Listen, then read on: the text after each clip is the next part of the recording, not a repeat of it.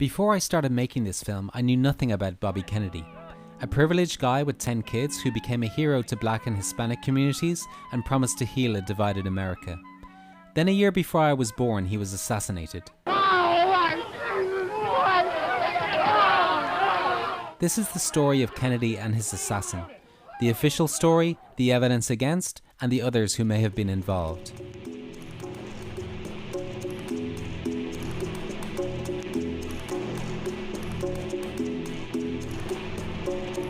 This was America in April 1968, in the days after Martin Luther King was assassinated. Washington burned and days of riots left the cities in ruins. Wild Track Sound, 11 April 68. This film was shot by the National Guard as they kept order in the streets. On the soundtrack, a priest urges people to prayer. Lord have mercy. Lord have mercy. Christ have mercy. Lord have mercy. Almighty God, look with mercy upon your family. Guide and guard us in body and soul by your bounteous grace and protection. And I'm telling you, we can have fascism tomorrow if the whole community does not act now and recognize the threat to white folks of what is happening in the Black community. As American cities burned, Robert Kennedy stepped forward to heal a divided nation. When King was killed, Kennedy was to speak to a large outdoor group of blacks in the inner city in Indianapolis. And they didn't know that King had been shot. God knows that they could have had guns, they would have been violent. He steps up to this young white privileged guy and he said, I have bad news to tell you. Martin Luther King has been killed in Memphis. And this, goes over the crowd. For those of you who are black and are tempted to be filled with hatred and mistrust of the injustice of such an act against all white people, I would only say that I can also feel in my own heart the same kind of feeling. I had a member of my family killed, but he was killed by a white man. My favorite poet was Aeschylus, and he once wrote, even in our sleep, pain which cannot forget falls drop by drop upon the heart, until in our own despair, against our will, comes wisdom through the awful grace of God. What we need in the United States is not violence and lawlessness, but is love and wisdom and compassion toward one another, feeling of justice toward those who still suffer within our country, whether they be white or whether they be black.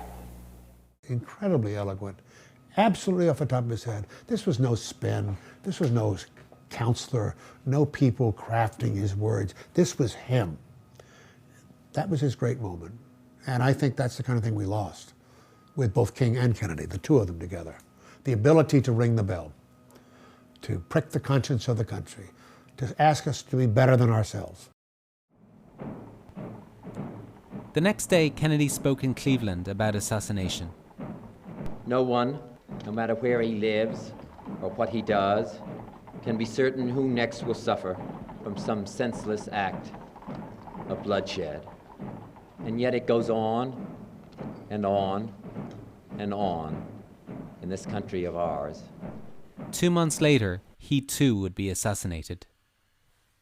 When John Kennedy was elected president in 1960, Bobby became his right-hand man, serving as Attorney General and overseeing the secret war on Castro. But after his brother died, he was slowly transformed into a gentler, more compassionate figure. A 17-minute ovation at the 1964 Democratic Convention brought his raw emotions to the American public. Distrustful and marginalized by President Johnson, he quit the cabinet in 1964 to run for senator in New York. We're here tonight, and there's very little more I can say except to introduce the former Attorney General of the United States and candidate for the United States Senate from New York, Robert F. Kennedy. Aren't you really using New York State as a kind of jumping off place for your own presidential ambitions? We have a Democratic president. He's going to be elected in 1964. In my judgment, he's going to be reelected. He's going to be re-elected in 1968, so that the earliest that I'm going to be jumping off someplace is 1972, which is 8 years from now. Well, I'm going to have to be a wonderful United States Senator. I hear somebody else outside said, are you going to serve your whole 6 years? I don't know where I'd go. With Johnson's help, he won the election and joined the war on poverty, visiting black slums in the inner city, Kentucky and Appalachia. He also reached out to Cesar Chavez and the Mexican farm workers during their grape boycott in California. He was the only national political figure that would go to Delano and support the farm worker struggle. He was very compulsive about seeing a social problem, economic problem, and then want to find the answer to it and do something about it. So he was our kind of activist. By 1968, huge protests swept the country over the war in Vietnam. And in cities torn by racial tension, the Black Panthers were preaching revolution. I say violence is necessary. Violence is a part of America's culture. It is as American as cherry pie. America is in trouble today, not because her people have failed, but because her leaders have failed. We see Americans dying on distant battlefields abroad. We see Americans hating each other, fighting each other, killing each other at home. As we see and hear these things, millions of Americans cry out in anguish. Did we come all this way for this? There was a craziness in the country and a wildness and a violence. We were in the midst of our second civil war here in the United States. It was that serious and much more intense than you're seeing about Iraq or anything like that. Kennedy's supporters wanted him to spearhead the anti-war movement and run against Johnson for the presidency, but Kennedy didn't want to be seen as an opportunist. Robert Kennedy temporized about whether he should run for president or not. He was ambitious, he was against the war. Was it the right time to run or not? I am announcing today my candidacy for the presidency of the United States.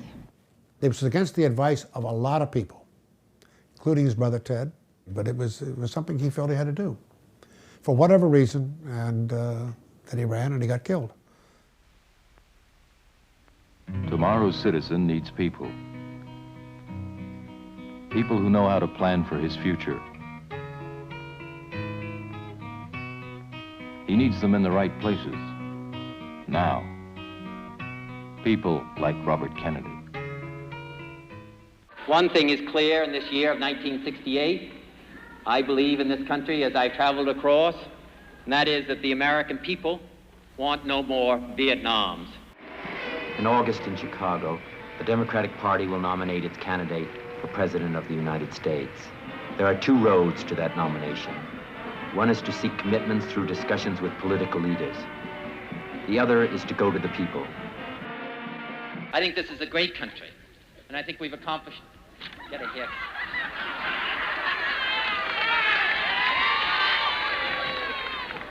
I'm just at the pitch of my campaign speech, and I look around and it says, get a haircut. I got a haircut.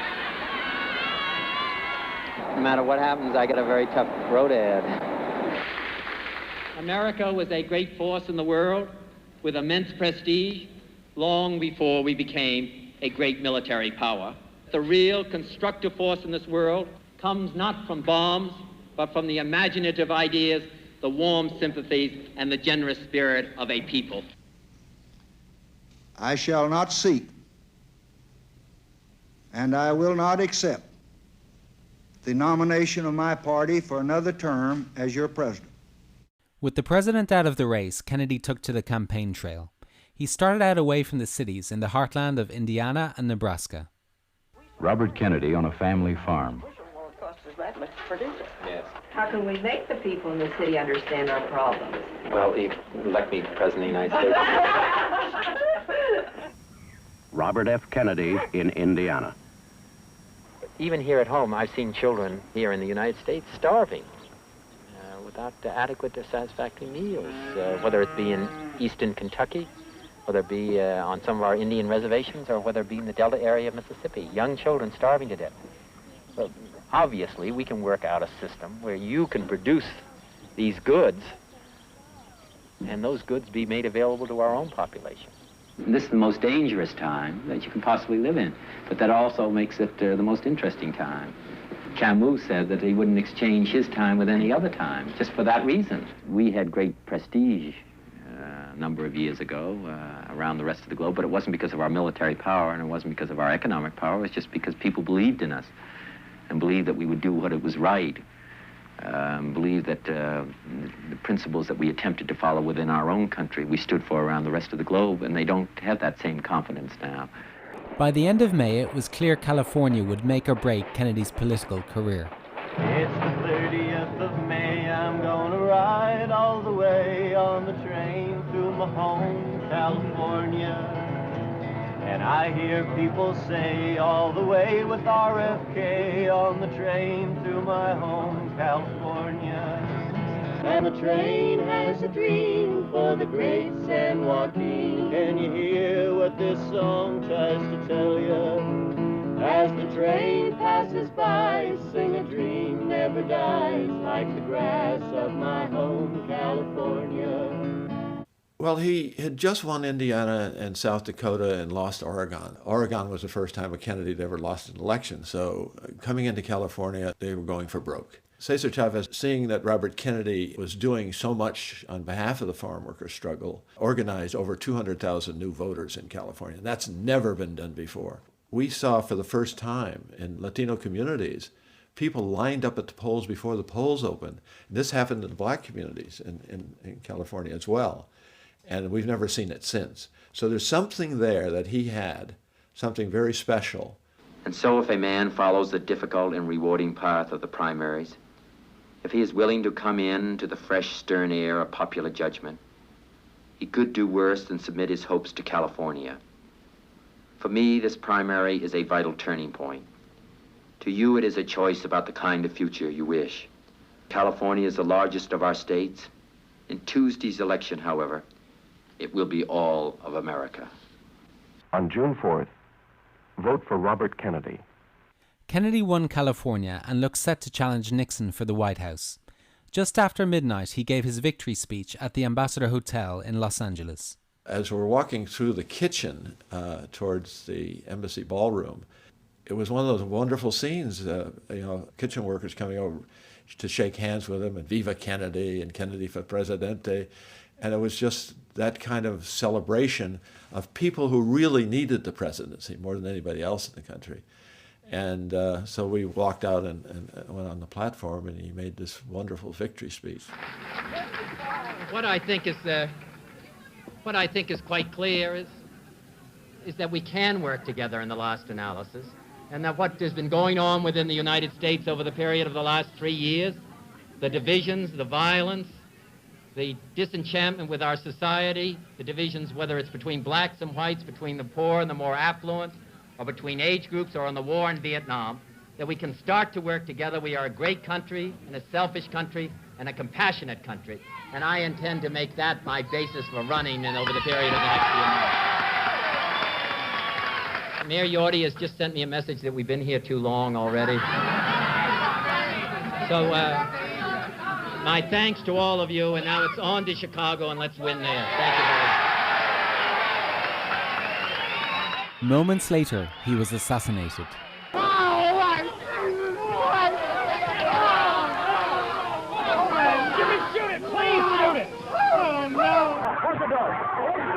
my God.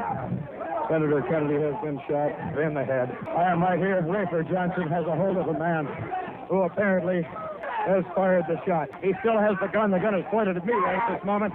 I hope they can get the gun out of his hand. Get the gun. Get the gun. His hand is frozen. Get his thumb. Get his thumb. Take a hold of his thumb and break it if you have to. Get his thumb. Okay, now hold on to the guy. Hold on to him. Hold on to him, ladies and gentlemen. They have the gun away from the man. 24-year-old Palestinian Sirhan Sirhan is seen firing at Kennedy in a kitchen pantry and is arrested as the lone assassin. And notebooks at his house seem to incriminate him. He carries the motive in his shirt pocket, a newspaper clipping about Kennedy's promise to sell 50 bombers to Israel. But only a last-minute change of plan led the senator into the killing zone.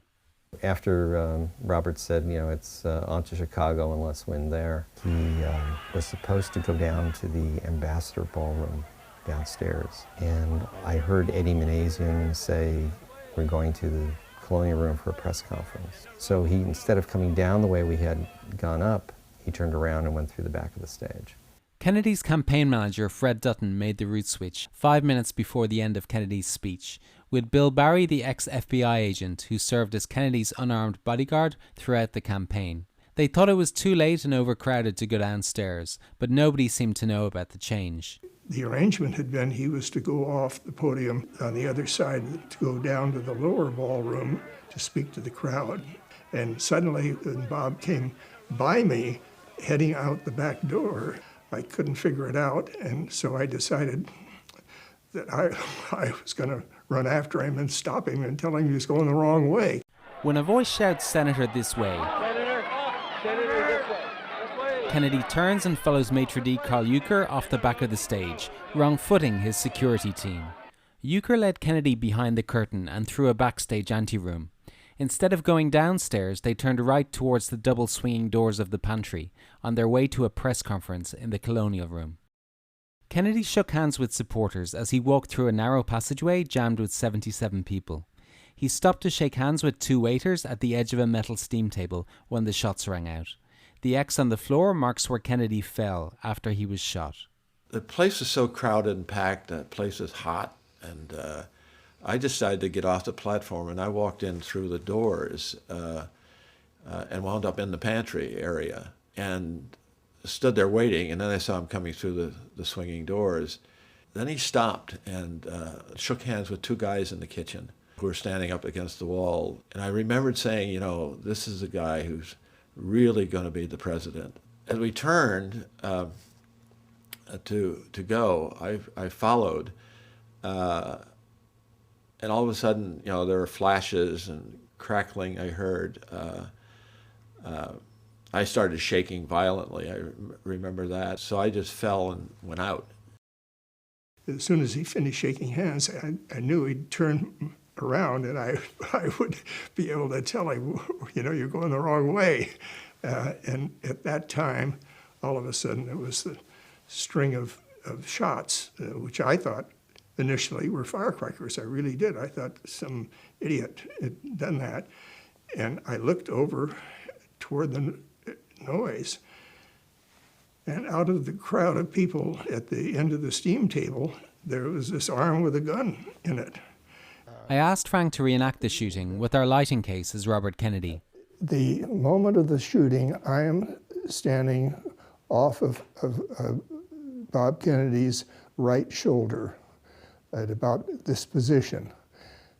And I hear the noise, and I look there, and I see an arm with a gun sticking between a crowd of people. Then look back in the direction that the gun was pointed, and I saw that Robert Kennedy had thrown his hands up to his head and was starting to turn this way. Then I looked back, and the gun was coming forward, and I met it like this, underneath his arms, sort of in a bear hug type of thing, and several other people grabbed him, mostly from behind. I got very concerned that somebody was going to kill him. They were bending his back such that I was afraid they were going to break his back, and I wanted him to go to trial. Nobody had gotten the gun away from him by then. Rosie Greer had it pinned against the table. As I looked down, the gun was pointing right up at me, and I thought, I sure hope that thing is empty. Kennedy, after he got shot with the first shot, his hands went up to his head, like that. And he started to spin to his right. The second shot, it appeared the bullet hit him because his right arm went limp, and it went down to the side, and he started falling back towards me. The third bullet, I believe, is that the bullet that hit Paul Schrade, because at that point, Paul went down. Carl now has got the gun. He's banging the gun. I'm watching the bullets come out of the gun as every time he hits it, he fires. Goldstein gets hit. What number bullet, I don't remember. He hits me on my right shoulder. I am now falling. But I'm now on the ground. I have Kennedy on my legs. I've got Paul under my left arm, and I've got Goldstein on top of my right shoulder. I'm basically on the bottom of a pile of people. And crying. I was hysterical. Carl literally had his hand banging it on the cabinet, trying to get him to release it. Finally, After the gun was empty, he was still banging his hand, and you could still hear the gun click. He was still trying to shoot at him on the ground. When we were on the floor and the shooting was finished, I was on my knees and I crawled over to the senator. First thing he said was, "Is everybody else all right?" We all said, "Don't say anything, just don't speak."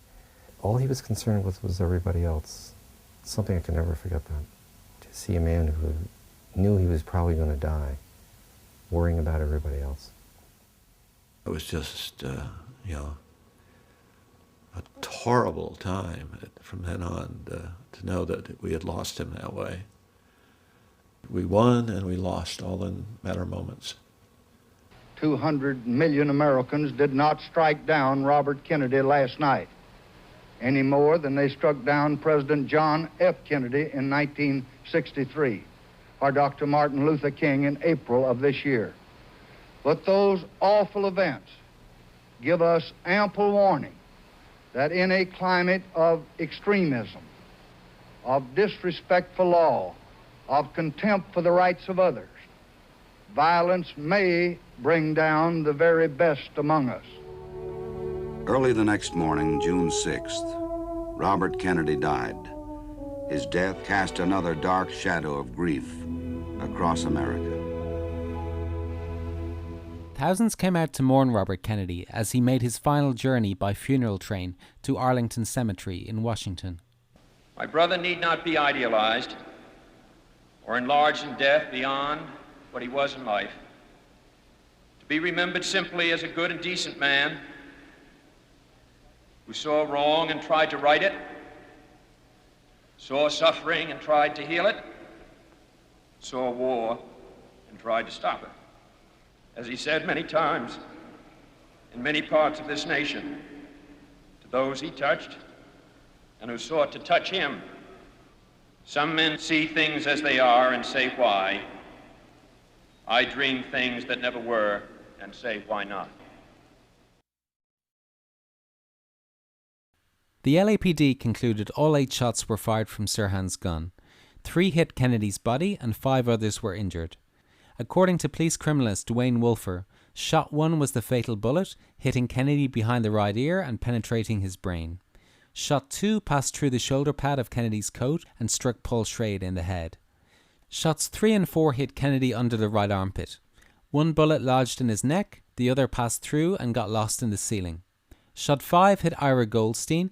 Shot 6 struck the floor and hit Erwin Stroll. Shot 7 hit William Wiesel in the abdomen, and shot 8 hit the ceiling and bounced down to hit Elizabeth Evans in the head. But the police description of the bullet that hit Paul Schrade made him doubt the official version of events. Their description of the bullet that hit me was one that went through the shoulder pad of his coat.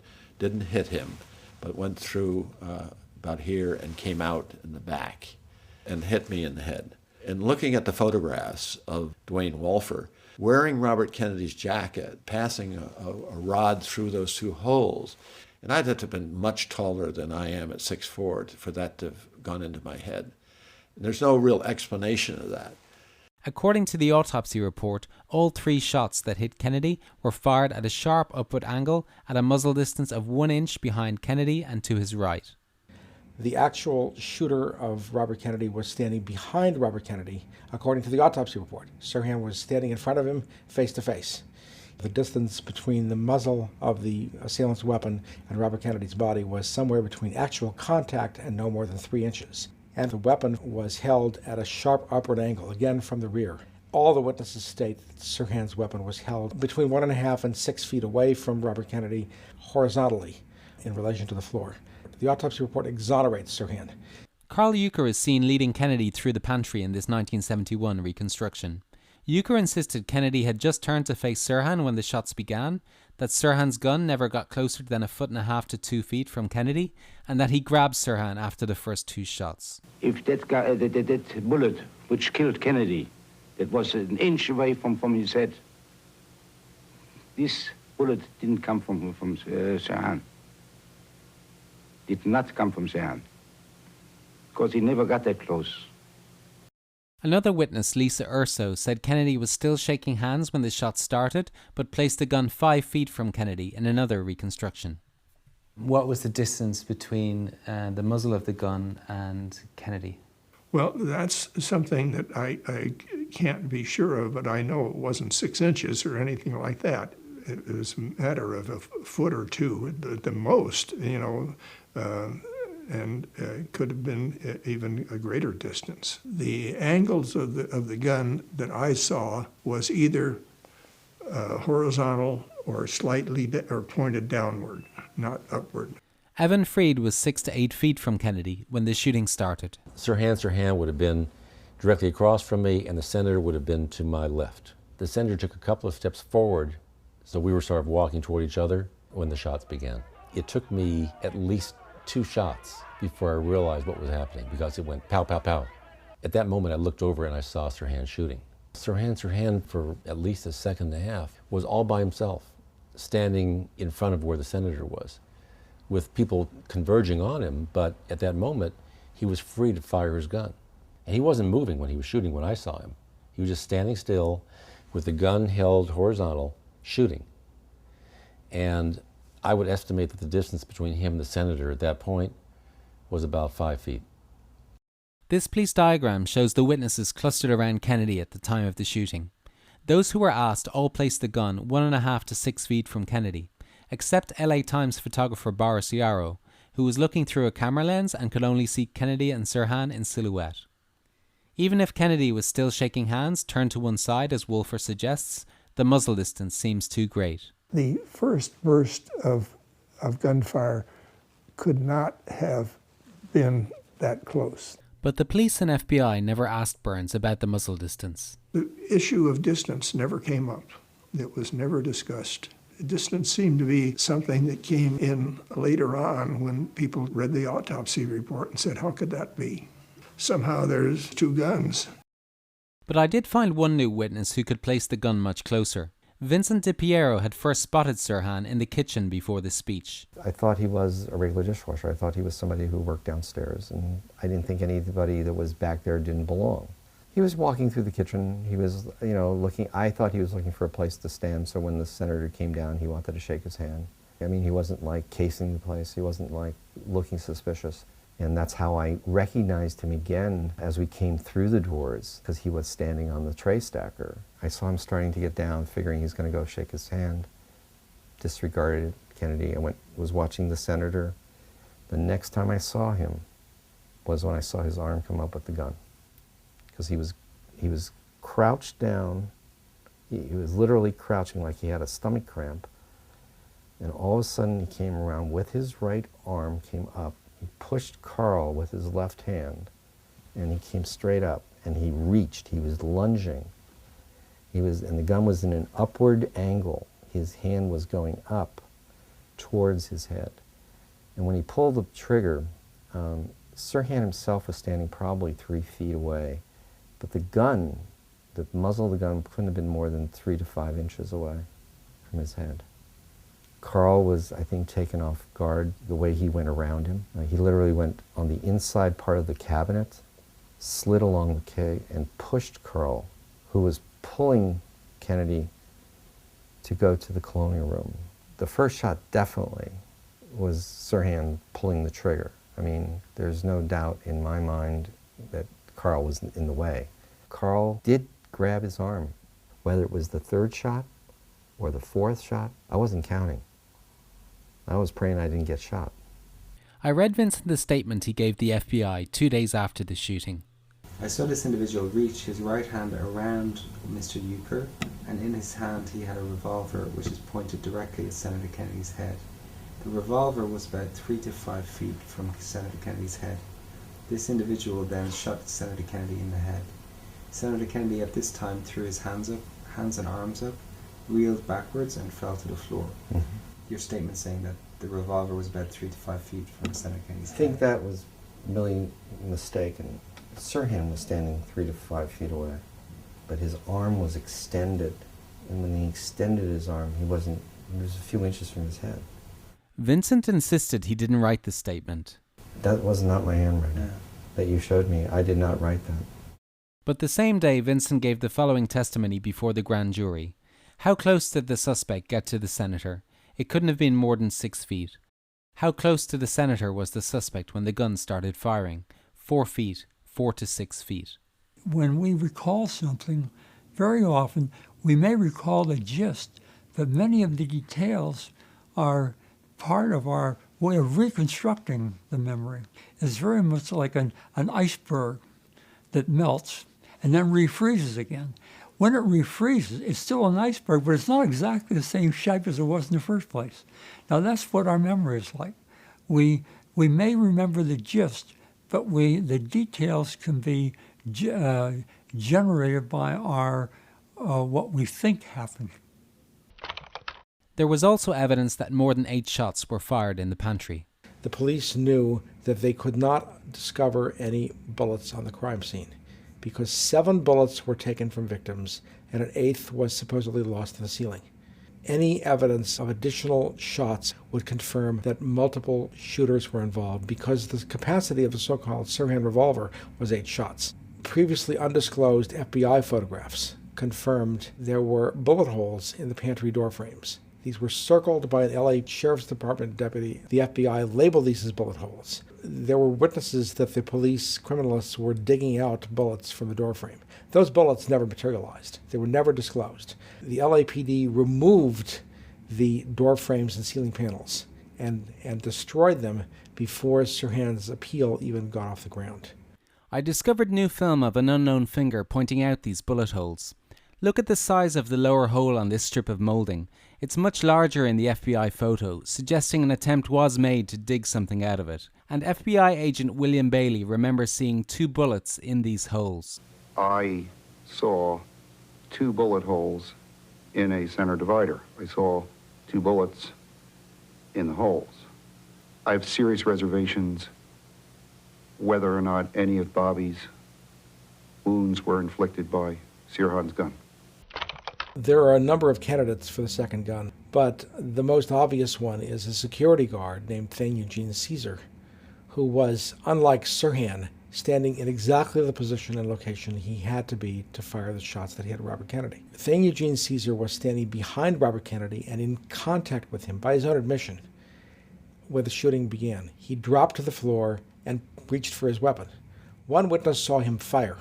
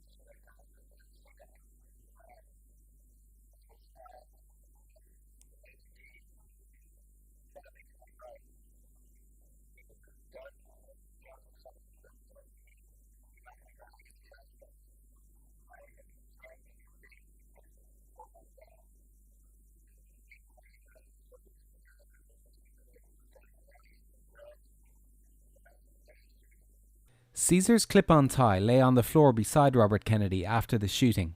Here we see Caesar without his tie nearly an hour later.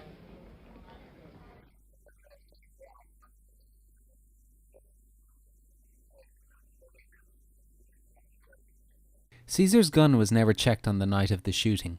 He told police he had sold his .22 3 months before the assassination. A receipt proves that it was sold after the assassination. The person who made out this receipt confirmed Caesar told him at the time of the sale, "Be careful of this weapon, it was involved in a police shooting." He was the obvious first suspect. The police brushed him off and never investigated him further. There was also evidence of another conspirator, the girl in the polka dot dress. 20-year-old Kennedy volunteer Sandra Serrano was sitting outside in a fire escape when she saw 2 people fleeing the scene. I was standing there just thinking, thinking about how many people there were and how wonderful it was. Then this girl came running down the stairs in the back, and said, "We've shot him, we've shot him." And I says, "Who did you shoot?" And she says, "We shot Senator Kennedy." A boy came down with her. He was about 23 years old, and he was Mexican-American, because I can remember that because I'm Mexican-American. She had on a white dress with polka dots. She was light-skinned, dark hair, and she has a funny nose. I thought it was really funny. All my friends tell me I'm so observant. After nearly 40 years, Sandra kindly agreed to her first interview since the night of the shooting. It was very claustrophobic in the ballroom. You could barely move. I just stepped out onto the fire escape and a little balcony attached. While I was sitting there, 3 people passed by, a woman and 2 men. And the woman, I remember, was definitely an Anglo. And at the time, I thought both men were Latinos. They went in and said, "Excuse me," very polite. Then a little later, 2 of them came out and like tripping over each other and tripping over me. And I said, "What happened?" They said, we shot him." I said, "You shot who?" And they said, "The senator." And I said, "What?" And then I remember going into the ballroom and everything was chaotic, absolutely chaotic. I remember very distinctively that she was wearing a white dress with black polka dots, like a little ruffle around the collar, like a bib top, sort of.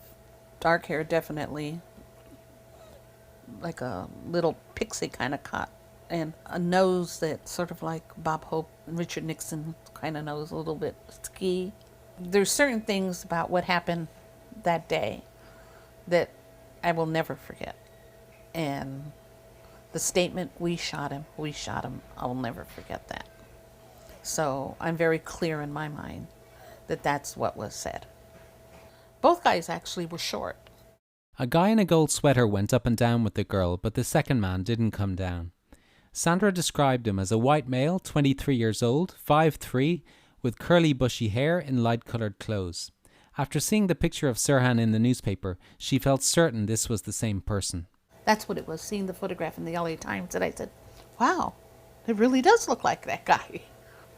As Serrano stuck to her story, Sergeant Enrique Hank Hernandez was brought in to give her a polygraph test. He was a very frightening person. And he was like some Dr. Jekyll, Mr. Hyde type, you know. One minute he was just like really, really nice and soft-spoken, like a wonderful big brother. And then the next minute he was like, you know, you're an awful person and you're hurting the Kennedys.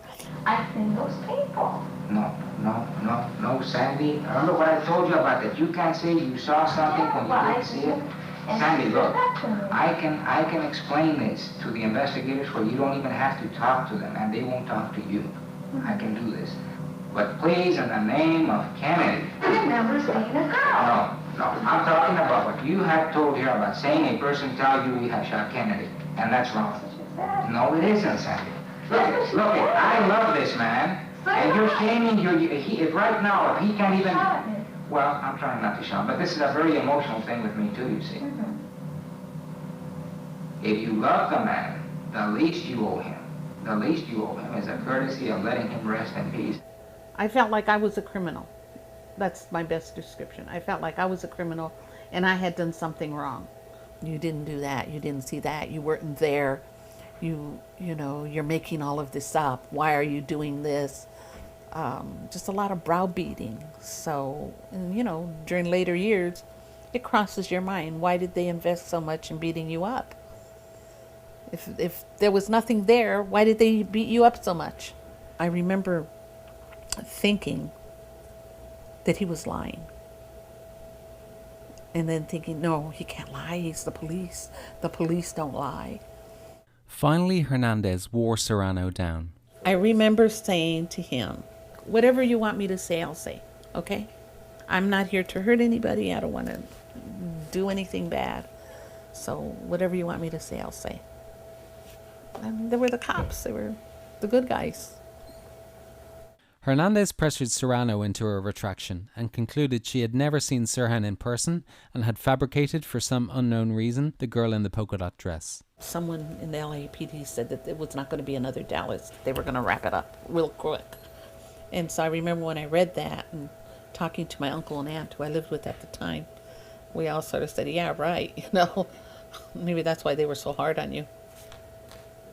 But Serrano wasn't the only witness to see a girl in a polka dot dress.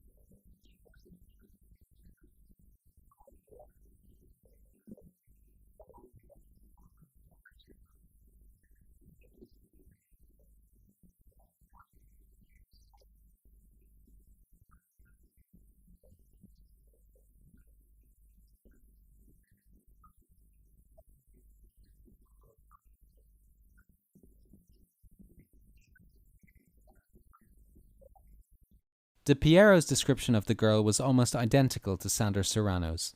An attractive brunette in a white dress with black polka dots and a ruffled bib-like collar. There was a girl that I saw. He glanced at her as though a guy was checking out a girl. Whether they were together, I doubt it, but I mean, I don't think that she would have wanted to go out with somebody like him, but he was standing on the stacker and she was behind that, to his left. And what was she wearing? The famous polka dot dress. Do you remember what colors it was? Oh, I remember them as white and black, but they could have been purple, they could have been a dark color. I don't remember exactly. During the trial, Vincent identified Valerie Schulte as the girl. Schulte was standing in the pantry but had blonde hair, wore a green dress with yellow polka dots, was on crutches and had no contact with Sirhan. Whether she had blonde hair at that time or not, I don't remember. But I remember seeing what I thought was brown hair. All I remember was she was very pretty. And she looked just like Valerie, unless she has a twin that had blonde, dark brown hair. The LAPD agreed that Schulte did not match De Piero's description. The final report concluded Sandra Serrano had no knowledge of a girl in a polka dot dress until she spoke to De Piero. There must have been a mutual agreement between them as to the description of the girl and the polka dot dress. Valerie Schulte was named as the only girl in a polka dot dress in the pantry. Miss Schulte is blonde and slender and does not fit the description which Serrano supplied investigators in any way. Sirhan grew up in the family home in Pasadena. His sole surviving family member is his younger brother, Munir, seen here in his first ever interview. We came to the U.S. by a Christian sponsorship. I believe it was the Nazarene Church brought us here as refugees from Palestine. We were a normal Christian, God-fearing family, believe it or not, at one time. Mom worked at the Presbyterian Church, teaching children. One brother was an entertainer. They'd always have feuds, entertaining, belly dancing, and mother's an avid Christian and what have you. But other than that, just a normal, happy-go-lucky Christian, God-fearing people, believe it or not. Sirhan was born in Jordan in 1944, and both brothers experienced heavy bombing during childhood. It's like sticking your tongue into a 220-volt current. I mean, we were the whole ground would shake, the buildings would shake. You were terrified not only of the sounds outside, but the screaming in the confinement of the makeshift bomb shelters. But because of those facts, they've sheltered me from the Middle East. So I'm more of an American than I am. And even things that I do remember, they tried to make me forget them so that, to go on with life. It was a new beginning. Sirhan grew up a shy teenager. He dropped out of college after the death of his sister and worked as a gas station attendant. He liked to play pool. He liked music. He liked to read a lot. He was interested in languages. He would go around the house narrating phrases in various languages, Spanish, Russian, French. He wanted to be a UN interpreter at one time. So, his vocabulary was up to par, so to speak. I don't know what sidetracked him from that to go to horse racing. In 1966, Sirhan left home to work as a stable boy and trained to be a jockey, but a few months later a nasty fall ended his career before it started. He was working a horse, and due to the fog, it bucked him into the railing, and he had a severe injury to the head. And he wasn't the same afterwards. He was a little shaky. I don't know how to describe it, but he just wasn't himself. He was a little aloof and a little more tense and what have you. And just wanted to be more or less by himself after that for some odd reason. After the fall, Sirhan's interest in mysticism grew.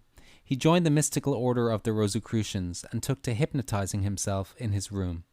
He had a fish weight hanging from the light in his room, and I asked him what that was all about, and he said it has something to do with his mystical powers, so to speak.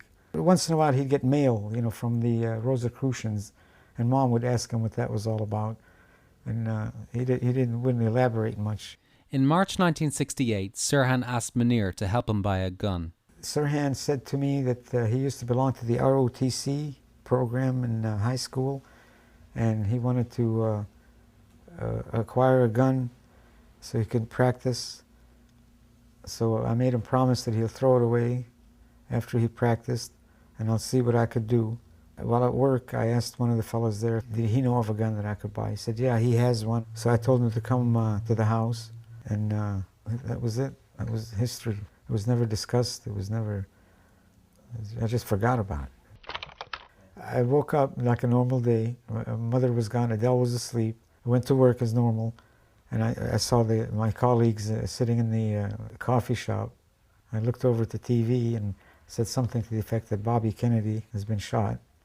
All of a sudden, I saw Sirhan's picture on there. It said something to the effect that if anyone recognizes this fellow, to get in touch with the police. I looked at it once, and when I took a closer look, I ran down to my superiors, and since I didn't have a car at the time, I asked him if I could borrow his car to run home. Complete shock, devastation, shock. And when we first saw him in jail, I think Mother and I went up first. When Mother first asked him, he says, "Mother, I don't remember. I don't know what happened."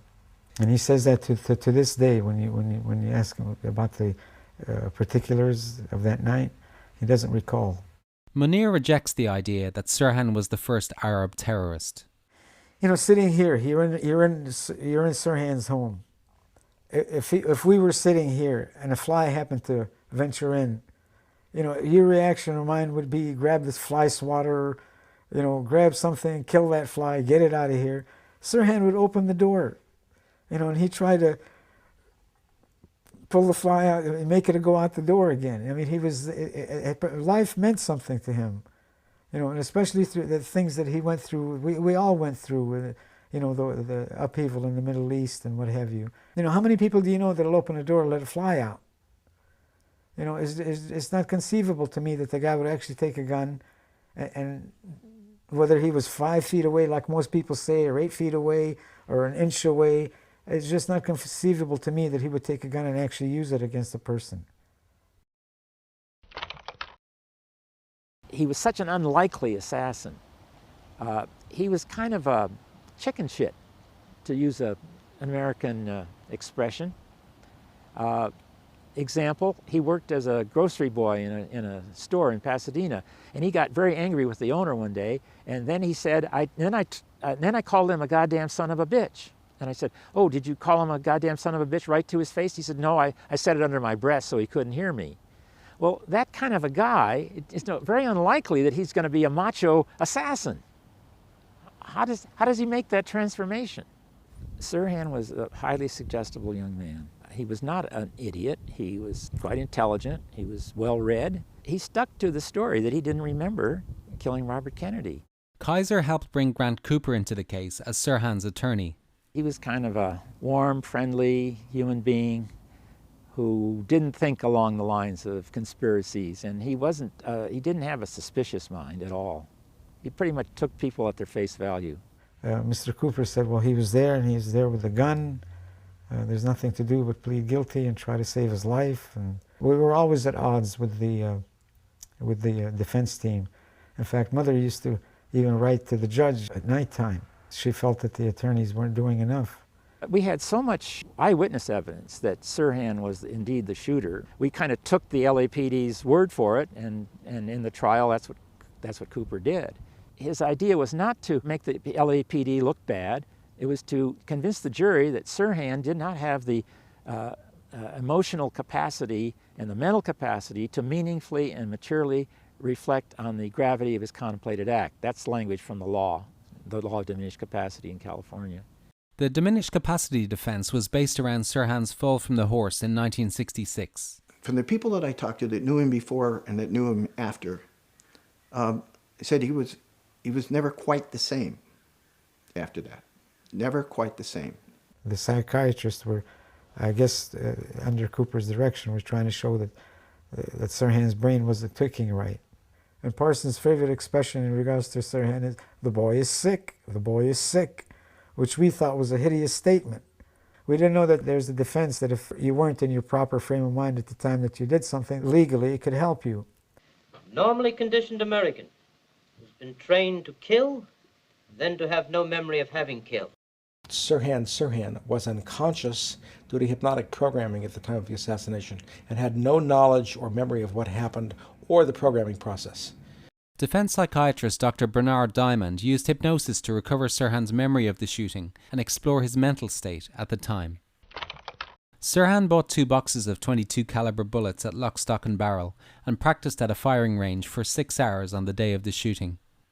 He bumped into a friend at Bob's Big Boy and challenged him to a game of pool, but his friend cried off and Sirhan drove down to check out the campaign parties at the Ambassador.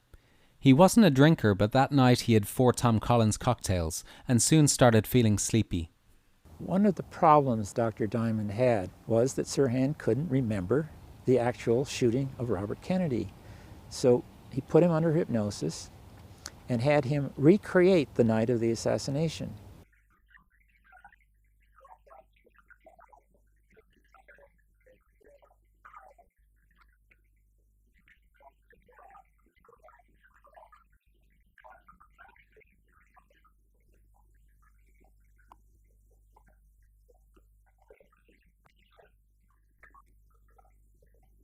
He went back to the hotel in search of coffee and met a girl by a coffee urn.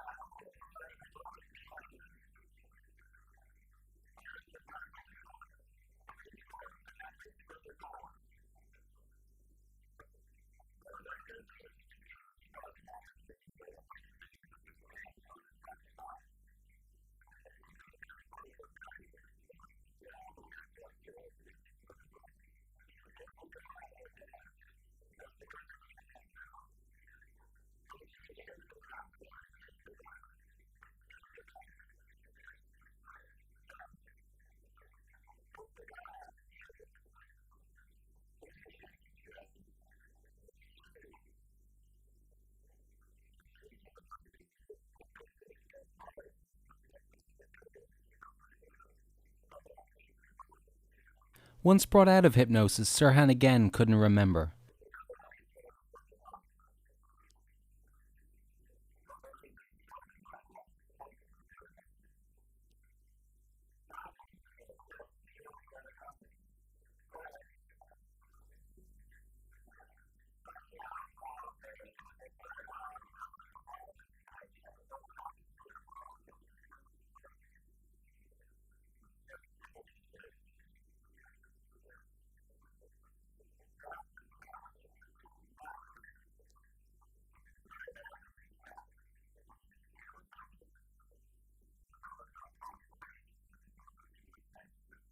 To me, it was obvious that he had been programmed to kill Robert Kennedy and programmed to forget that he'd been programmed. And there were all kinds of clues that night that the police tried to suppress, as a matter of fact. One key scene, he's looking over the shoulder of a teletype operator in a press room near the ambassador pantry, and she reported to the police that he seemed in a kind of a trance. And the police told her, "You don't tell anybody that." After they finally subdued him, George Plimpton, the writer, reported that Sirhan's eyes were enormously peaceful. Strange. In the struggle for the gun, Sirhan showed enormous strength resisting Kennedy's bodyguards. When arresting officers shone a flashlight in his eyes, his pupils were dilated and didn't react, suggesting he may have been drugged. The stunning thing about Sirhan, stunning fact about him, is that he went under hypnosis so quickly and so willingly, and was so highly programmable to do things like climbing the bars of his cell like a monkey under post-hypnotic suggestion. If there had been some handlers, whether from the CIA or whoever, they had a pretty fit subject on their hands there in Sirhan Sirhan. Dr. Diamond shied away from that theory that Sirhan was a Manchurian Candidate, I think because he didn't want to look silly, and it was a pretty outlandish theory. But the fact that so many years have passed and he stuck to that story lead me to think that he really didn't remember shooting Robert Kennedy, that he probably killed Kennedy in a trance and was programmed to forget that he'd done it, and programmed to forget the names and identities of others who might have helped him do it. Dr. Herbert Spiegel is a world authority on hypnosis and has taught at Columbia University for over 40 years. He seemed to be a very hypnotizable person.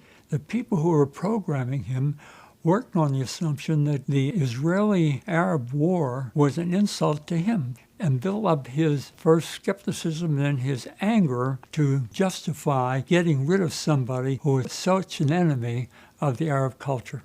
Up to the time of the coffee, he was not in a trance state. This was the part of their controlling his environment. But probably after that, that's when they induced the hypnosis with him, and from that time until it was all over, he was in a trance state. So he had a spontaneous amnesia for the whole event. For hours after his arrest, Sirhan happily chatted away to the police in custody without once mentioning the shooting. He didn't realize why he was held until he was arraigned the next morning. He does not have an emotional knowledge that he committed a crime because he's totally dissociated from it. He could easily feel at ease and sharp and alert because he doesn't feel guilty about anything. The prosecution discovered a notebook in Sirhan's room that contained repetitious incantations of the phrase, RFK must die or RFK must be assassinated, up and down the page.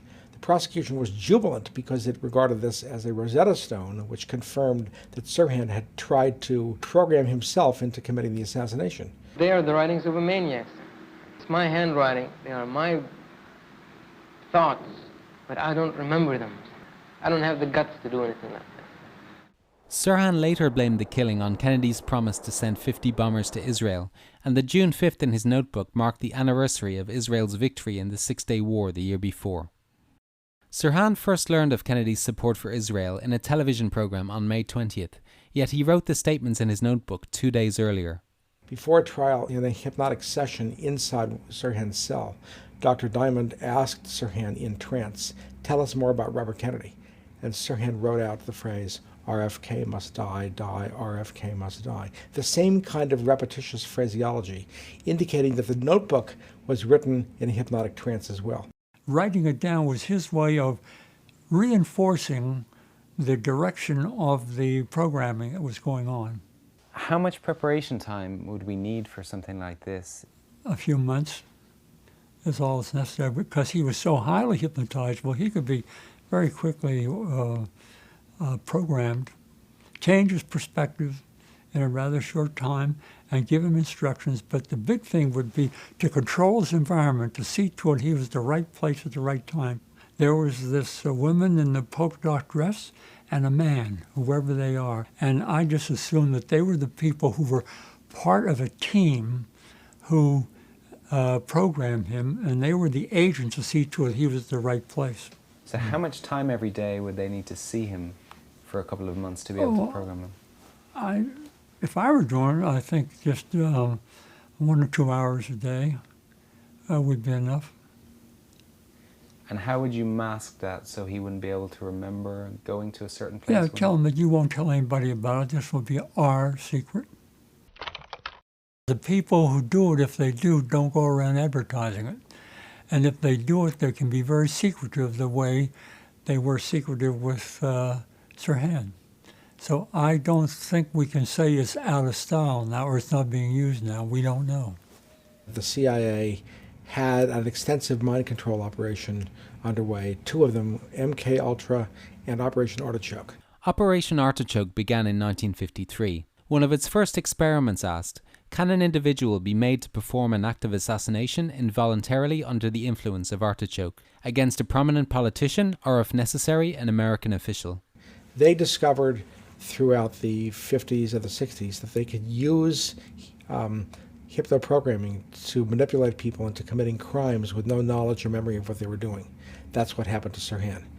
By 1968, Operation Chaos saw the CIA spying on anti-war protesters and the Black Panthers with the help of the LAPD's intelligence division. The LAPD does have a history of ties with the CIA, and we know that in the persons of 2 people who played a critical role in the investigation, Manuel Peña and Sergeant Enrique or Hank Hernandez. Hernandez told Sandra Serrano a little about his background during her polygraph test. I have been called to South America, to Vietnam, in Europe, and I have administered tests. The last test that I administered was to the dictator in Caracas, Venezuela. He was a big man, a dictator. Pérez Jiménez was the last name. And this is when there was a transition in the government of Venezuela, and that's when President Betancourt came in, but this is all behind. But there was a great thing involved over there, and I tested this gentleman. So what is an LAPD polygraph officer doing in South America working for the U.S. government? I mean, that's an indication of a CIA connection. In the case of Manuel Peña, Peña left the LAPD shortly before the assassination and went to work in South America for the Agency for International Development, a division of the State Department, which is a known CIA front. Peña returned to Los Angeles and the LAPD shortly before the assassination and was given command of the division of the Special Investigations Squad, Special Unit Senator, which was concerned with conspiracy charges. Really working for poor people in this country is a dangerous thing to do. We found out that with King, Dr. King. We found out with threats against Chavez. We found out with Robert Kennedy. Our main approach here would be that the CIA planned the assassination.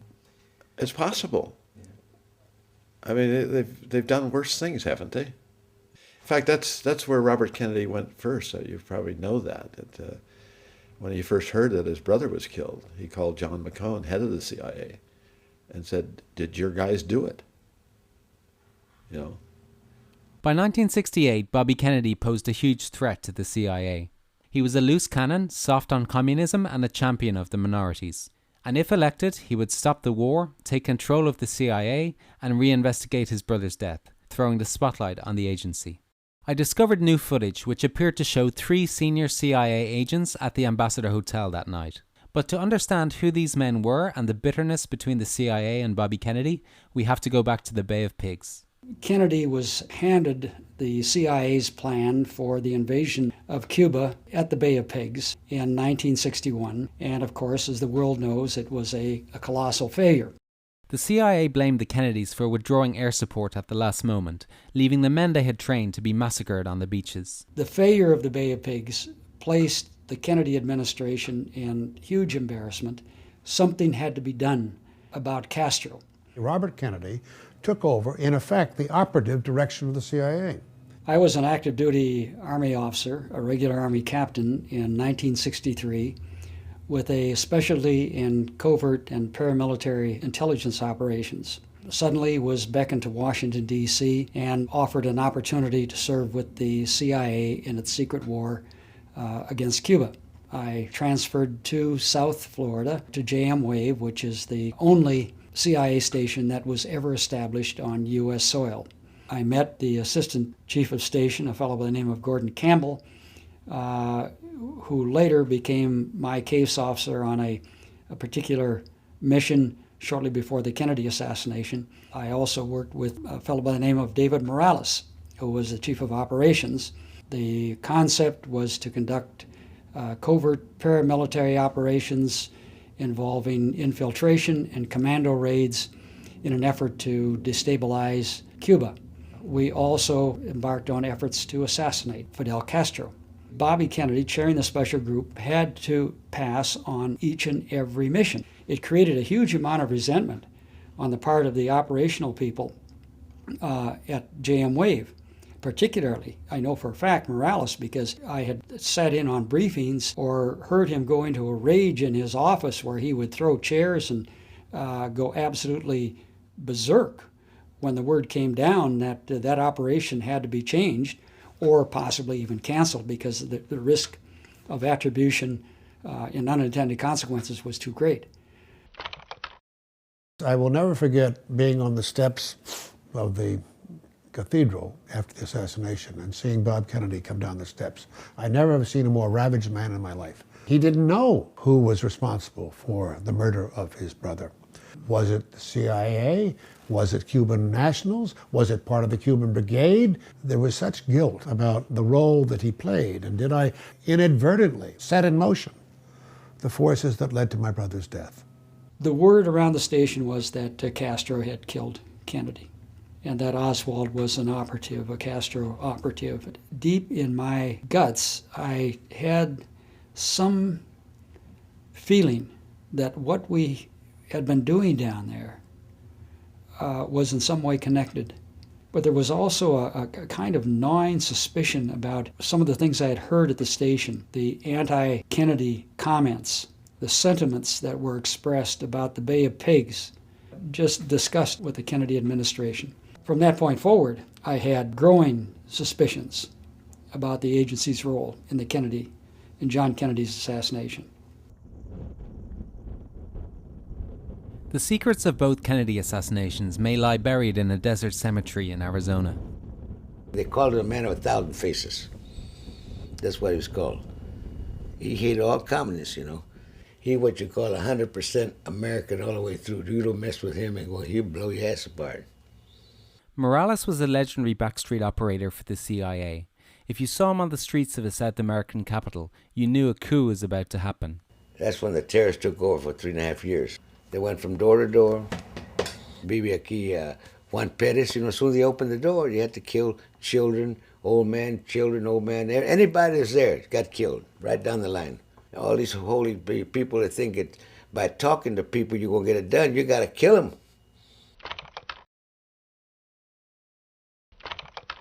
He was striding around the room and he was out of control. And I don't ever recall seeing him lose it like that before. And what was his actual comment then that finished that? It was something like, I was in Dallas when we got that motherfucker, and I was in Los Angeles when we got the little bastard. What it said to me was that he was in some way implicated with the death of John Kennedy. And let's go one step further, and also Bobby. They were sort of getting it. I wanted some information about what happened down there, at Dallas. And as we were drinking, and they finally did his something. Well, he let him know in a roundabout way, well, we got the son of a bitch. That's what he said. And so in the same conversation, Robert said that Diddy said, I was in Los Angeles too when we got the little bastard, meaning Bobby. No, he was in Los Angeles, but he didn't say that we got him, that they got him. There's just a difference, the wording, Because the only reason he'd be in that area at that moment, because he had his daughters were married, one of them was living over there, Okay. I say, what's the matter with you, Diddy? He said, I don't feel too good. I said, why not? He said, I had a few drinks with my cronies up there before I left West D.C. He said, really? He said, on the plane I haven't been feeling good now. I said, I was just waiting for you because I'm going to take off and go to Wilcox. He used to leave his truck right then and drive over there. Okay, well then, let me know as soon as you get there. Let me know how you feel. And you got me worried. You don't look the same no more. I mean, he's always happy-go-lucky. That night, Morales had a massive heart attack. The ambulance took hours to arrive and didn't bring any oxygen. Within a week, he was dead. They wasted 5 hours to get him to the hospital, to make damn sure that he didn't, I guess he wanted him dead, I guess, real good, by orders, I don't know. And when you say they, so who killed David? They'll have to draw you a picture, the same people he worked for. The CIA? Yeah, because he was going to go before the Senate, they summoned him, to go before the Senate. But before he could get there, they knocked him off, man, because he knew too much. Yeah, he was the number one man in the CIA. He only had two bosses, the president and the head of the CIA. And didn't he have plans to teach? Yeah, he wanted to go teach at Flagstaff, political science.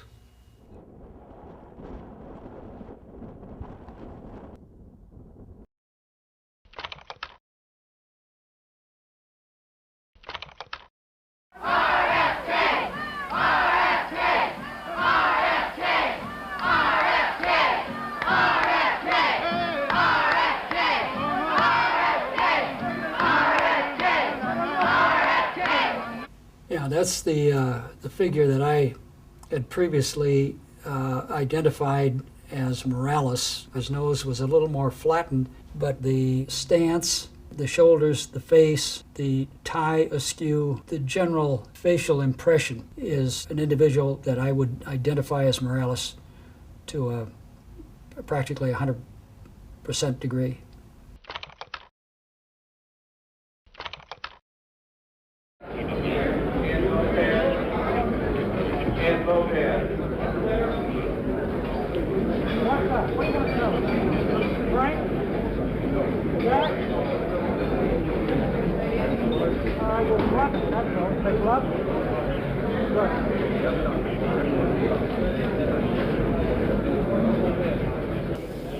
Please, could we ask for your cooperation? Those of you inside of the circle around here, could you move back, please, in a way you can't do anything, and you can't see anything, and there's nothing here. This definitely, from the profile, is hugely similar. The body language is very, very much characteristic of Morales. See how he moves back and forth very casually, does not attract attention to himself? That is no question. I also showed these clips to Wayne Smith, who worked with Morales at the US Embassy in Havana in 1959. Monitors the ballroom moments before That's him. shooting. That's Dave Morales. Really?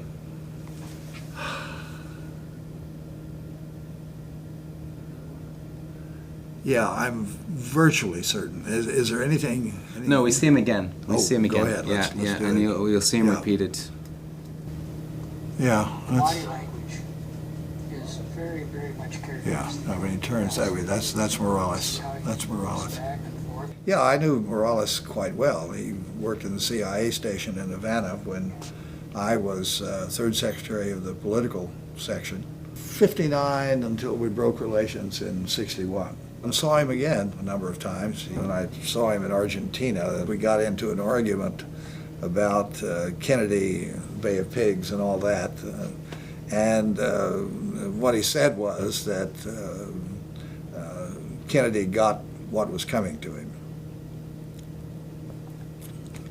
And did he give any indication that he might have been involved in some way? He didn't. He said Kennedy got what was coming to him. He said it in a very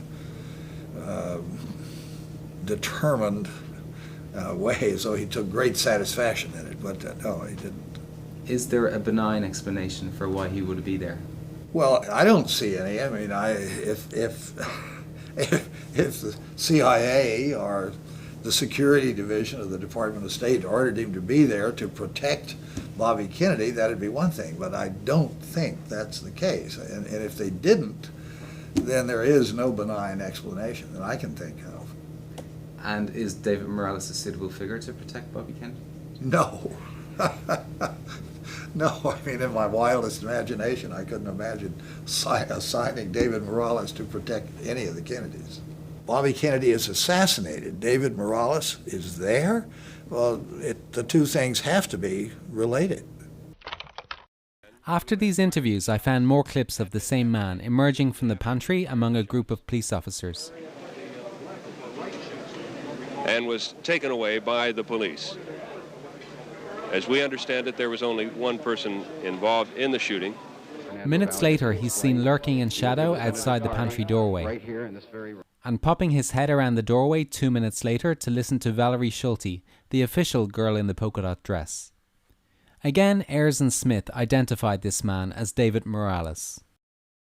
The LAPD showed a 20-minute film of the shooting to witnesses and investigators. It included the following clip of two men walking through the ballroom from the direction of the pantry as panic spreads that Kennedy has been shot. There is no mention of them in the police investigation files.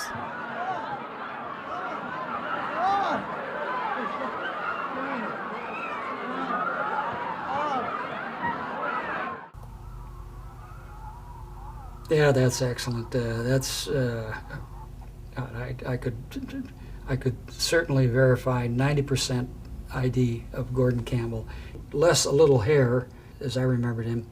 The facial features are certainly his, absolutely. And, I'm looking beyond the face, I'm looking at the body, the carriage.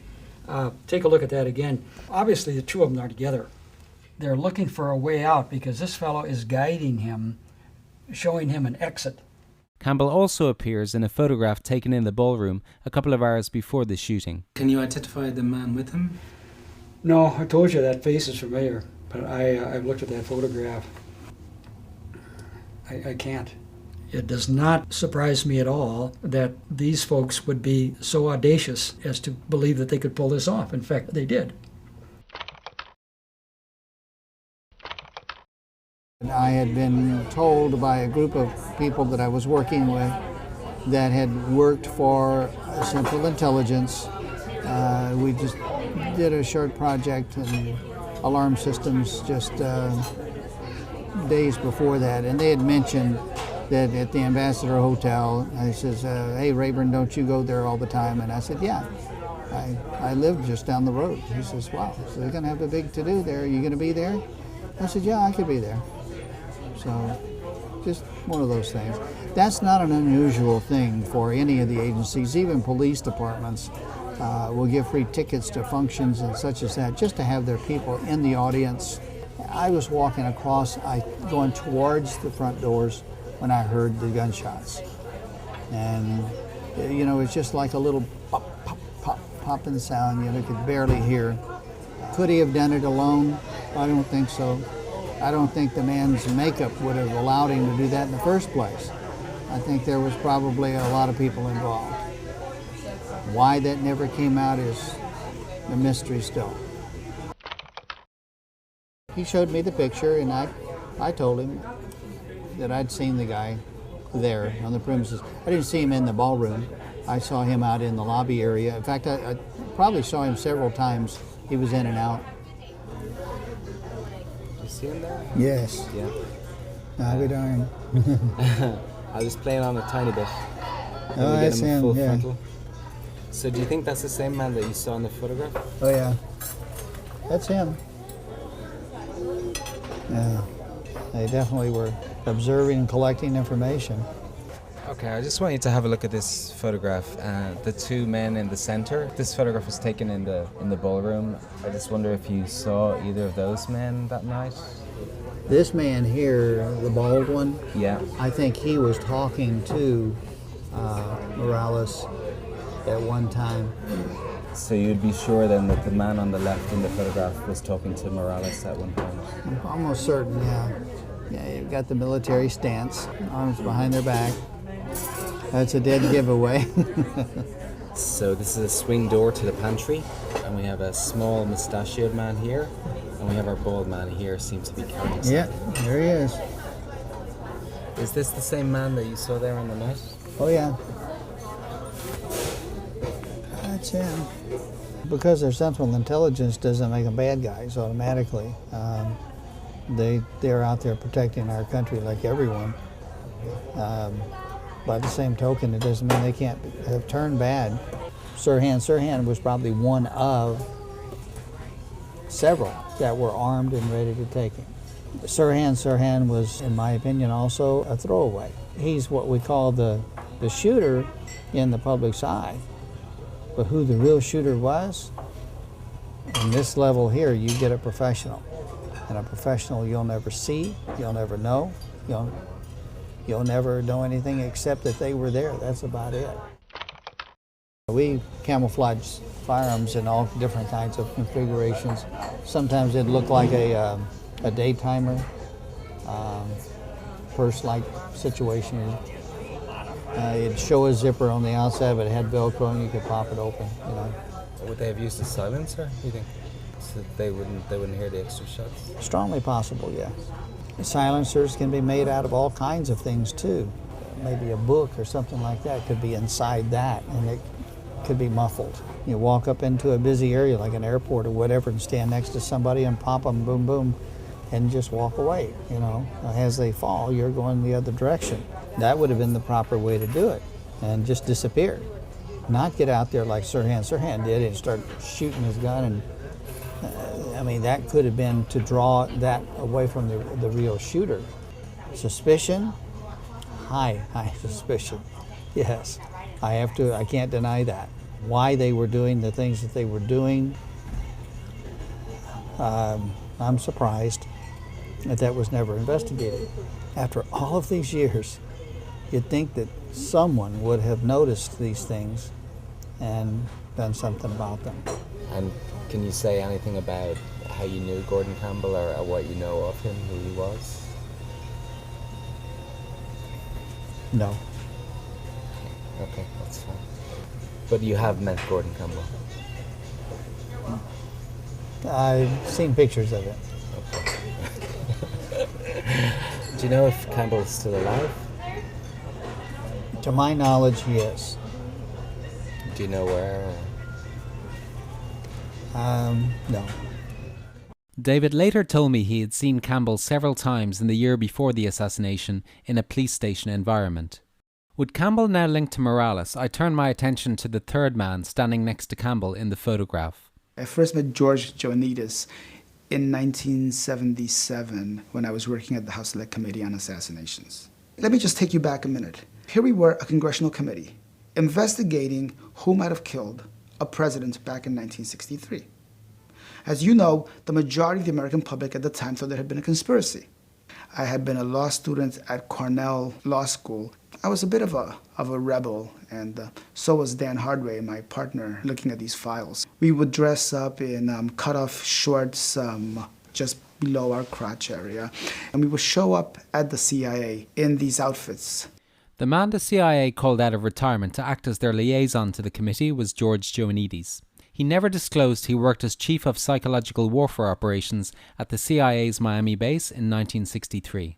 George Joanidis was the guy who was supposed to be our point person. He was probably in his mid-50s, a dapper guy, funny and affable. He might joke with you about a football game or a baseball game or a movie. that you'd seen. But when we got down to work, he was all business. What we could see, what we couldn't see, why we could see something, why we couldn't see something, why it was redacted, why it wasn't redacted. I mean, George was the gatekeeper. He was the guy who stonewalled us. The Lopez report, as has become known over the years, basically concluded there was some type of a relationship between the CIA and Lee Harvey Oswald. Exactly what that relationship was, we could never tell. I have no doubt in my mind that he was being run by someone at the CIA. Was there a connection to the point where they were running the assassination? That we could not confirm. Oswald spent the summer of 1963 in New Orleans, handing out bills supporting Castro. Here he had a well-publicized confrontation with the CIA-sponsored anti-Castro group called the DRE. Some believe this fight was staged to create a communist legend for Oswald prior to the assassination. After his death in 1990, Jefferson Morley discovered that the CIA case officer for the DRE at the time was George Joanides. How could we trust anything that the CIA was giving us if the guy that was our point of contact, who controlled what we saw or didn't see, happened to have been a person whom we would have investigated back then had we known who he was? Let me now show you a photograph that was taken in the Ambassador Hotel the night Robert Kennedy died. And I'd like you to look at the figure on the right center of frame. Well, when I look at this picture, to me it's a younger George Joanides. I couldn't say 100% that it's him, but if I was a betting man, that I'm 99% sure that it's George Joanides. The guy is young and in shape, always standing, stands erect. It's the way I remember him being. The glasses. His hair slightly receding. I mean, you just look at him and you say, this is the guy that I spent many hours with at Langley. This is George Joanides. George Joanides is an enigma to me. After he died, when I heard that he'd been involved with JM Wave, that he'd been involved with the DRE, and now looking at this photo, it doesn't surprise me for a minute to find him at the Ambassador Hotel on the day that Bobby Kennedy was shot. If he was the level operative that he appears to have been through DRE and JM Wave, if another operation was going on that was key, he would have been there. These are people who will do anything for the good of their country. And if it meant assassinating a second Kennedy to make sure that he didn't rise to power because he would be dangerous for the country, they do it. Journalist David Talbot and Jefferson Morley found two others who could identify Joanides. Ed Lopez, investigative partner Dan Hardway, and Chilo Borja, a key figure in the DRE. The Joanides family have refused to comment on the photograph. I also found more photographs of Campbell and Joanides in the ballroom, taken from behind, with a third man I have not been able to identify. I had now identified 3 senior operatives at the hotel with 3 unidentified associates. The man who connects all 3 is the late Ted Shackley, station chief at JM Wave and later Saigon, where Morales and Joanides would again work for him in the late 60s. Above him, the chain of command led right to the top. Someone else high up would know about it. Would 4 other people know about it? No, but one other person high up would know about it. But that nothing would be written about it, so that it couldn't be traced, because the issue of plausible deniability was paramount with the agency. Our witnesses leading off today are Mr. Richard Helms, who was the director of the CIA during the period in question. Is it policy not to transmit some things in writing? Sir, when the day comes that in an intelligence organization, particularly a secret intelligence organization, everything has to be put in writing, it's going to come to a resounding halt, I'm afraid. And if I had to pick one person who would know about this operation, it'd be Richard Helms. He was this angry, very crude guy. So the agent gives the Cuban agent the device to kill somebody. I'm sorry I didn't give him a pistol, because it would have made the whole thing a lot simpler and less exotic. Well, whether it's a pistol or a needle, If amlash is a political plot to destabilize the government, what in the blazes are we giving an agent a device that will kill Castro with for if it's not an assassination plot? Well, if you want to have it that way, why don't you just have it that way? He had no respect for what we were doing. He was angry about being where he was. And he had no compunction about letting us know what his feelings were, which sort of blew us away. Helms initiated the CIA's mind control program in 1953 and was a close colleague of the man who ran it for the next 20 years, Dr. Sidney Gottlieb. But as I built my case against the CIA, I also had to factor in some negative identifications. Okay, see the figure in the white shirt here? So we see No, this one right here? Yeah. No way. No? Nuh-uh. No way, that's not him at all. That's not him. Is there any resemblance at all? No. Well, that's the same person that was before. No, those are security guards there for Kennedy. And I guarantee you he was no security guard for him. That's not him, I guarantee you it's not him. I really don't know why Reuben would respond that way. I guess probably when confronted with a photograph, which would be pretty hard evidence, putting him on the spot, may be reluctant to condemn his lifelong friend. He can live with the thought that Morales may have been involved in some way, almost be proud of it, but to ID him may be just too far a reach for him. And it doesn't surprise me. I also interviewed Tom Clines and Ed Wilson, close colleagues of Morales who weren't willing to go on camera. Wilson didn't recognize Morales. Clines said it looked like him, but Morales walked with his tie down and more of a slouch, which I found a little strange. On balance, I still felt I was on the right track with my 3 suspects and aired the story in a segment on the BBC. Now, formally, I believe the CIA have said what about these guys? They say they don't comment. You know, I mean, the comment you'd expect, that they can't go into previous operatives' identities, and that also they have no domestic jurisdiction. So the question that we're asking is, we have interviewed various people who knew these men well. They say that they're the men in the photographs, so we're asking the CIA and the Los Angeles Police Department to address that question. Assuming there is much more to it than the straight Sirhan Sirhan story, do you think we'll ever get to the bottom of it? I think it's important that we do. I mean, there's a guy called Paul Schrade who was walking behind Kennedy on the night and he was shot in the head, and he's been one of the leading campaigners to reopen the case for years because of the second gun theory and various doubts that there have been around. So I think this evidence is quite important because it's the first time that we've actually showed a CIA presence on the night at a domestic assassination, and it's important that we get some answers to this from the relevant authorities. You know, every day there's new revelations, Mr. Sullivan. And this is the most revealing so far, or one of the most revealing. My understanding is that the senator didn't want any protection, and if they weren't there to protect him, what were they doing there? How could Sirhan determine the last-minute change of plans on the direction of Kennedy's travel throughout that whole area?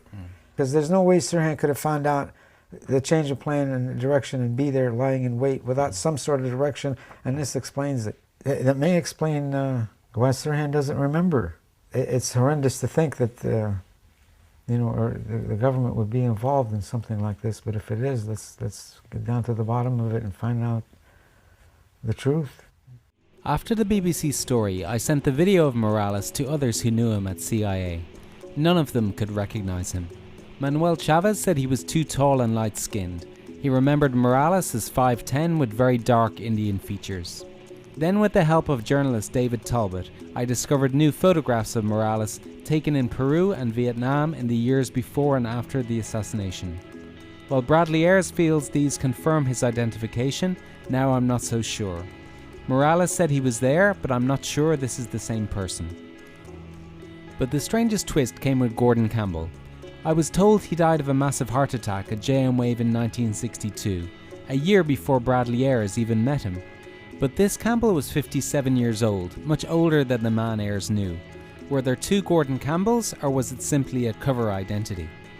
Then, with the help of an American journalist, I found more clips of Campbell and could chart his movements throughout the evening, with the help of his blue sports coat and distinctive hairline. We see him with the group in the ballroom early on, then watching the returns next to Roger Mudd. Then a man calls out Mike, and Campbell joins a group in the middle of the ballroom in a light-hearted mood and gesturing at the bank of TV cameras behind him. Just before the speech, Campbell walks through the room with a colleague, and then walks forward towards the stage as the crowd get word of the shooting. It was now clear he didn't emerge from the pantry but was watching the speech from the back of the ballroom with this group. 2 new clips also showed his immediate reaction to the shooting.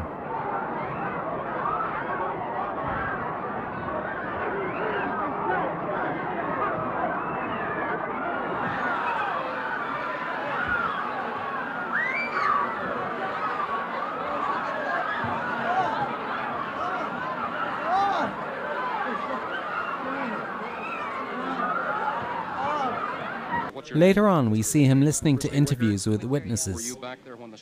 Yes.